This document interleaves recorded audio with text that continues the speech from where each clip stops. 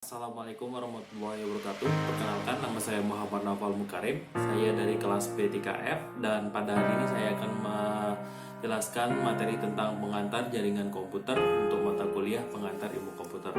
Langsung saja kita masuk ke pokok-pokok pembahasannya, yaitu yang pertama pengertian dari jaringan komputer, yang kedua jaringan komputer dan sistem distribusi, yang ketiga sejarah jaringan dan internet, yang keempat tujuan atau manfaat jaringan komputer, yang kelima masalah-masalah sosial yang ditimbulkan dari jaringan komputer atau internet, dan yang terakhir yaitu jenis-jenis jaringan. Langsung saja kita masuk ke pokok pembahasan yang pertama, yaitu pengertian jaringan komputer.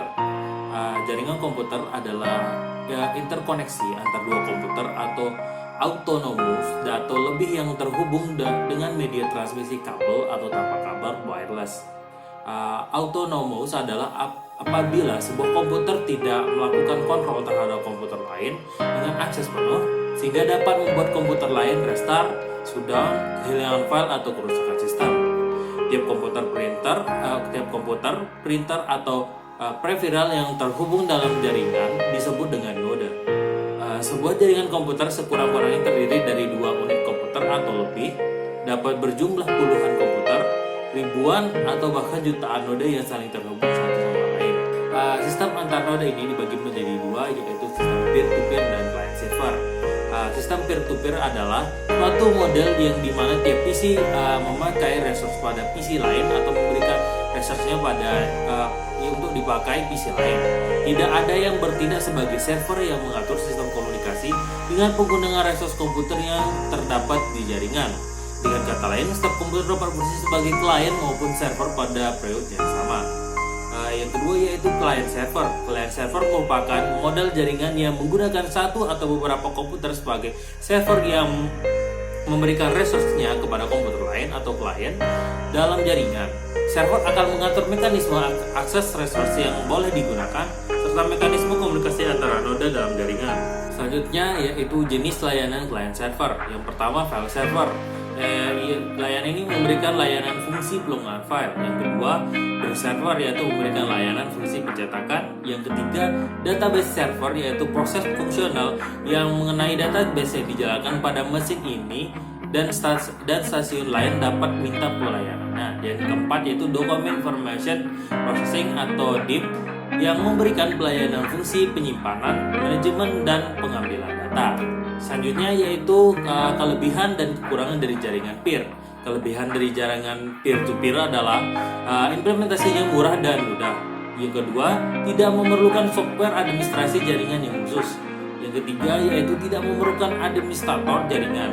Dan kekurangannya yaitu jaringan tidak bisa terlalu besar atau tidak bisa membesarkan jaringan.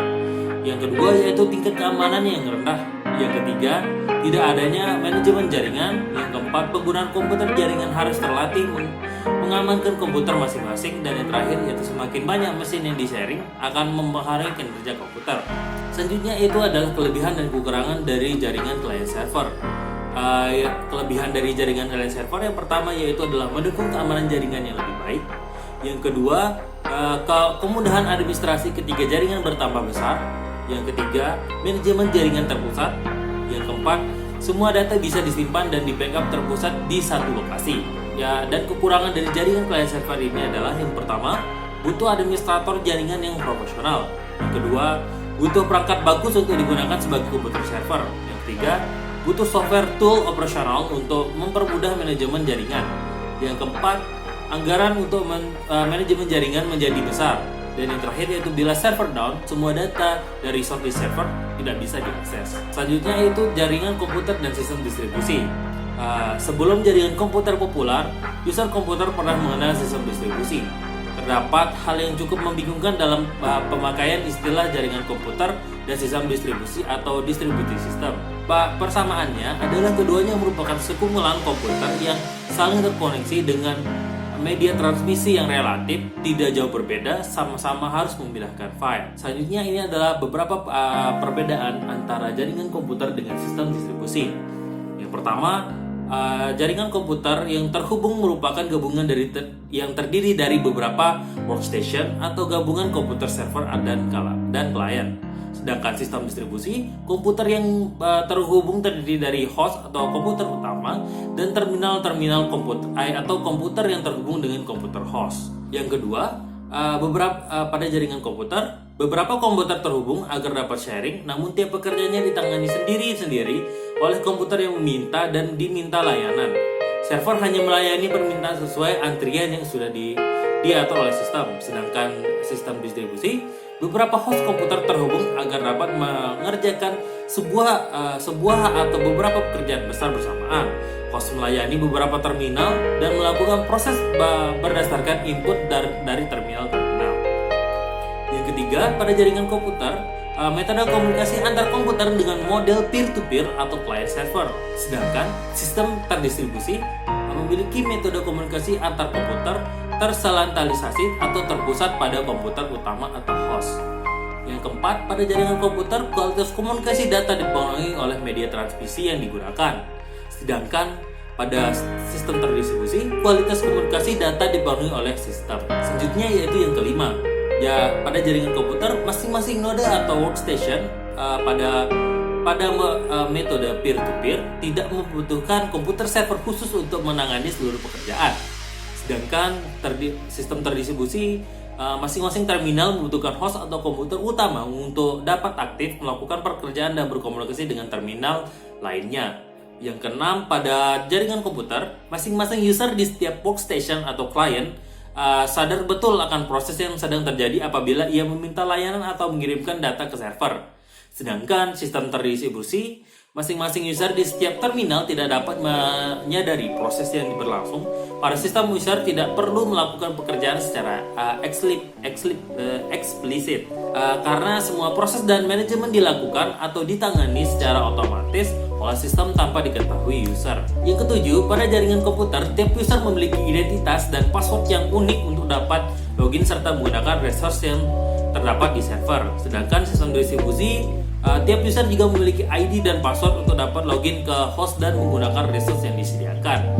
Sedangkan yang kedelapan, pada jaringan komputer, keberadaan sejumlah komputer dalam jaringan tidak harus transparan di satu lokasi, sehingga secara fisik tidak dapat dilihat oleh user lain yang berada dalam jaringan. Sedangkan sistem terdistribusi, keberadaan sebuah atau sejumlah komputer atau terminal atau autonomous bersifat transparan atau jelas bagi user, biasanya berada dalam suatu area lokasi. Yang kesembilan, jaringan komputer memiliki spesifikasi hardware server tidak harus lebih baik dari hardware client. Sedangkan sistem terdistribusi, spesifikasi hardware host komputer utama harus lebih baik dari terminalnya. Dan yang ke-10, pada jaringan komputer merupakan sistem yang menggabungkan kinerja perangkat dan aplikasi dari physical layer sampai dengan application layer. Sedangkan sistem distribusi merupakan suatu sistem perangkat lunak yang dibuat dan bekerja pada lapisan atas sebuah sistem jaringan. Perbedaan utama dari jaringan komputer dan sistem distribusi ini lebih terletak pada perangkat lunaknya atau khusus pada sistem operasi, bukan pada perangkat kerasnya. Karena perangkat lunaklah yang menentukan tingkat keterpaduan dan transparansi jaringan yang bersangkutan. Materi selanjutnya yaitu sejarah singkat jaringan komputer. Yang pertama, pada tahun 1950. Ketika komputer mulai membesar sampai terciptanya sumber komputer, maka sebuah komputer mesti melayani beberapa terminal, dan untuk pertama kali terbentuklah jaringan network komputer pada lapis aplikasi pada tahun 1950. Selanjutnya pada tahun 1957, Advanced Research Project Agency atau ARPA dibentuk oleh Department of Defense atau DoD USA. Selanjutnya pada tahun 1967 didesain awal dari ARPANET yang telah diterbitkan. Pada tahun 1969, DoD menggelar pengembangan ARPANET dengan mengadakan riset untuk menghubungkan sejumlah komputer sehingga membentuk jaringan organik atau program ini dikenal sebagai nama ARPANET. Pada tahun 1970, ARPANET mulai menggunakan Network Control Protocol atau NCP. Dan pada tahun 1972, Internet Working Group atau INWG dibentuk untuk mempromosikan standar yang sudah disepakati bersama spesifikasi dari Telnet yang diusulkan. Selanjutnya pada tahun 1973, ide Ethernet yang dijabarkan dalam tesis PhD dari B.O.B. Metcalfe spesifikasi untuk file transfer RVC 454 yang sudah diusulkan. Pada tahun 1974, desain dari TCP atau IP yang dijabarkan secara rinci oleh Vint Cerf dan Bob Kahn dalam A Protocol for Packet Network Information. Pada tahun 1982, TCP atau IP menjadi protokol untuk APRANET dan ini dispesifikasikan oleh DoD. Pada tahun 1992, jumlah internet host melampaui 1 juta. Tim Berners-Lee menemukan program editor dan browser. University of Nevada mengeluarkan sistem Veronica, sebuah World Wide Web browser yang bernama Viola yang diluncurkan oleh Payway dan didistribusikan. Pada tahun 1993, NSF membuat Internet NIC untuk menjalankan internet service seperti pendaftaran domain. Versi pertama dari Mosaic untuk X Windows yang dikembangkan oleh Mark Anderson yang dikeluarkan oleh NCSA White House Online. Dan pada tahun 1994, Pizza Hut Online merupakan contoh pertama dari aplikasi komersial internet. Spam mail menjadi kasus besar setelah sebuah lembaga hukum yang bernama Center and Sigil menyebarkan mail ke seluruh dunia tentang servis untuk mendapatkan green card. First Virtual menjalankan cyberbank yang pertama. Dan pada tahun 1995, CompuServe America Online dan Prodi mulai memberikan servis akses internet. Materi selanjutnya yaitu tujuan atau manfaat dari jaringan komputer. Manfaat jaringan komputer bagi user dapat dikelompokkan menjadi dua, yaitu untuk kebutuhan perusahaan dan jaringan untuk umum. Tujuan utama terbangunnya sebuah jaringan pada suatu perusahaan adalah yang pertama, resource sharing yang bertujuan agar seluruh program, peralatan, khususnya data dapat digunakan oleh setiap orang pada jaringan. Yang kedua yaitu high reliability atau kehandalan tinggi. Sistem informasi manajemen kantor terpadu oleh sistem pelayanan satu atap dengan teknologi client server. Internet maupun intranet dapat diterapkan pada jaringan komputer sehingga dapat memberikan pelayanan yang handal, cepat dan akurat sesuai kebutuhan dan harapan. Selanjutnya yaitu adalah manfaat jaringan komputer untuk umum. Yang pertama yaitu akses ke informasi yang berada di tempat lain seperti akses berita terkini, info e-government, e-commerce atau e-business yang semuanya up to date. Yang kedua yaitu komunikasi person to person atau seperti email, chatting, video conference dan lain-lain. Yang ketiga yaitu hiburan inspiratif seperti nonton acara TV online, radio streaming, download film atau lagu dan lain-lain. Selanjutnya masalah sosial yang ditimbulkan dari jaringan komputer atau internet. Yang pertama yaitu internet yang dimanfaatkan oleh pihak-pihak tertentu yang ingin mengambil keuntungan pribadi namun merugikan pihak lainnya. Yang kedua, gambar yang dipasang di internet mengganggu sebagian orang karena menimbulkan sara. Yang ketiga, banyaknya muncul situs-situs yang berbahaya bagi moral. Yang keempat, yaitu banyaknya terjadi carding, download software komersial secara ilegal dan lain-lain. Selanjutnya, jenis-jenis jaringan. Yang pertama, Local Area Network atau LAN. Sebuah LAN adalah jaringan yang dibatasi oleh area yang relatif kecil.